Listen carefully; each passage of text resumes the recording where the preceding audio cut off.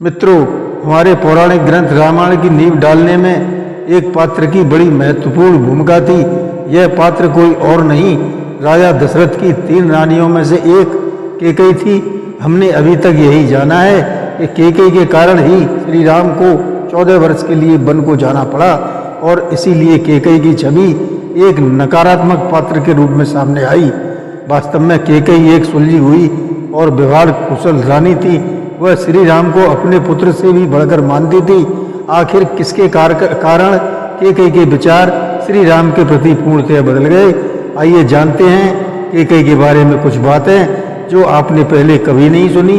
उससे पहले हमारे इस कथा को अंत तक जरूर सुनें तथा सब्सक्राइब व बेल आइकन दबाकर कमेंट बॉक्स में इसके बारे में जरूर बताएं कि यह प्रसंग आपको कैसा लगा। धन्यवाद। नमस्कार, मैं रणवीर सिंह लोटस एंटरटेनमेंट में आपका हार्दिक स्वागत करता हूं। मित्रों, राजा दशरथ की पत्नी कैकेयी का जन्म राजा अश्वपति के यहाँ हुआ। राजा ने कैकेयी के बचपन में ही अपनी रानी को किन्हीं कारणों से बाहर निकाल दिया था और कैकेयी ने अपना जीवन माँ के बिना ही व्यतीत किया। उस समय मंथरा नामक एक दासी कैकेयी की देखभाल किया करती थी। दासी मंथरा अपना दायरा बढ़ाने के लिए महल में योजनाएं बनाया करती थी। एक बार राजा दशरथ राजा अश्वपति के निमंत्रण पर कैकेयी देश पधारे। उनका भव्य स्वागत किया गया तथा उनके आभवगत में कैकेयी स्वयं कार्यरत थी। राजा दशरथ कैकेयी से अत्यंत प्रभावित हुए और विवाह का प्रस्ताव रख दिया। पहले तो राजा अश्वपति ने दशरथ के पहले से ही विवाहित होने के कारण मना कर दिया, परंतु बाद में एक वचन लेकर इस प्रस्ताव को स्वीकार किया। वचन ये था कि कैकेयी का पुत्र ही अयोध्या का उत्तराधिकारी बनेगा। रानी कौशल्या से कोई पुत्र न होने के कारण दशरथ जी ने यह वचन दे दिया, परंतु कैकेयी से भी कोई संतान नहीं हुई। तत्पश्चात दशरथ जी का विवाह सुमित्रा से हुआ। दुर्भाग्यवश इस तीसरी रानी से भी कोई संतान नहीं हुई। राजा दशरथ पिता नहीं बन सकते थे, जिसके कारण वह दुखी रहते। इस समस्या के समाधान के लिए एक यज्ञ का आयोजन किया गया। परिणाम स्वरूप रानी कौशल्या के राम ने जन्म लिया। कैकेयी को भरत नामक पुत्र हुआ तथा सुमित्रा के 2 पुत्र हुए, जिनके नाम लक्ष्मण और शत्रुघ्न थे। रानी कैकेयी दशरथ जी की सबसे ज्यादा प्रिय थी। वह सुंदर होने के साथ ही युद्ध कौशल में भी निपुण थी। कैकेयी हर युद्ध में राजा दशरथ को सहयोग देने में तत्पर रहती थी। एक बार राजा दशरथ ने संबरासुर नामक दैत्य से युद्ध करके इंद्र की सहायता की थी।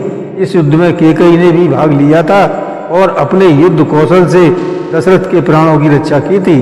तब कैकेयी से प्रभावित होकर दशरथ जी ने कैकेयी से 2 मनचाहे वरदान मांगने को कहा। तब रानी के पास मांगने के लिए कुछ भी नहीं था और दोनों वरदान भविष्य में आवश्यकता होने पर मांग लेगी। श्री राम राजा दशरथ के सबसे बड़े पुत्र थे, जिन्हें वह बहुत प्रिय थे। बचपन में रानी कैकेयी भी राम से बहुत अधिक प्रेम करती थी। श्री राम उनकी हर आज्ञा का पालन करते थे। राम के सीता से विवाह के पश्चात कैकेयी के पिता का स्वास्थ्य बिगड़ा और वो अपने पिता से मिलने कैकेयी देश पहुंची। कैकेयी के पिता ने भरत से मिलने की इच्छा जताई। उसी समय राजा दशरथ ने राम को उत्तराधिकारी बनाने का निर्णय लिया। रानी कैकेयी समेत सभी इस निर्णय से बहुत प्रसन्न थे, किंतु कैकेयी की दासी मंथरा इस निर्णय के विरुद्ध थी और यहीं से उसने रानी कैकेयी को भड़काना शुरू किया। उसने कहा, राजा दशरथ ने कैकेयी को राजा ने जो वचन दिए थे, कैकेयी का पुत्र ही अयोध्या का उत्तराधिकारी बनेगा, परंतु राजा दशरथ अब अपने वचन से हट रहे हैं। यह सुनकर कैकेयी मंथरा पर बहुत क्रोधित हुई।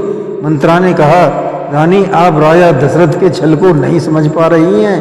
वह आपके भोलेपन का लाभ उठा रहे हैं। और इस प्रकार मंथरा के भड़काने पर रानी भी उसकी बातों में आने लगी और मंथरा से पूछा, अब आगे क्या करना चाहिए? तब मंथरा ने कैकेयी को 2 वचनों के बारे में याद दिलाया और रानी को आगे का रास्ता मिल गया। रानी ने अपनी शर्त मनवाने के लिए अन्न जल का त्याग कर दिया और कोप भवन में जाकर बैठ गई। दूसरी ओर राम के राज्याभिषेक की तैयारी हो रही थी। राजा दशरथ बहुत प्रसन्न थे। वे अपनी खुशी अपनी सबसे प्रिय रानी के साथ बांटना चाहते थे। राजा ने कैकेयी को जब इस अवस्था में देखा तो कारण पूछा लेकिन केकई ने कोई उत्तर नहीं दिया। ज़्यादा पूछने पर केकई ने कहा, आपने विवाह से पूर्व मेरे पुत्र को राजा बनाने का वचन दिया था और आज आप अपने वचन को भूलकर श्री राम को राजा बनाने जा रहे हैं। केकई की बात सुनकर ही राजा अपनी बात पर अड़ग रहे। तब रानी ने 2 वरदानों की याद दिलाई। अब राजा दशरथ पीछे नहीं हट सकते थे। रानी ने पहला वर भरत को राज्य तथा दूसरे वर में राम को 14 वर्ष का वनवास मांगा। रानी के दोनों वर सुनकर राजा दशरथ बहुत दुखी हुए। राजा के इनकार करने पर केकई ने रघुकुल की नीति प्राण जाए पर वचन न जाए का स्मरण करा दिया और राजा को न चाहते हुए भी वचनों का पालन करना पड़ा। श्री राम मर्यादा पुरुषोत्तम थे। वे पिता की आज्ञा से वन जाने को तैयार हो गए। दशरथ को राम सर्वाधिक प्रिय थे। वो राम को रोकना चाहते थे, परंतु राम नहीं रुके और वन चले गए। राम के वियोग में राजा की मृत्यु हो गई। यह सब भरत को ज्ञात हुआ तो वह अपनी माँ पर बहुत क्रोधित हुए। भरत भी राम को बहुत प्यार करते थे। उन्होंने अपने मंत्रियों को राम को ढूंढकर लाने का आदेश दिया। भरत ने अपनी माँ को त्याग दिया था। बाद में केकई को भी काफी पछतावा हुआ। भरत ने चित्रकूट जाकर राम को मनाने की कोशिश की।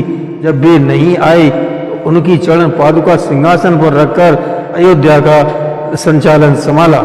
जय श्री राम।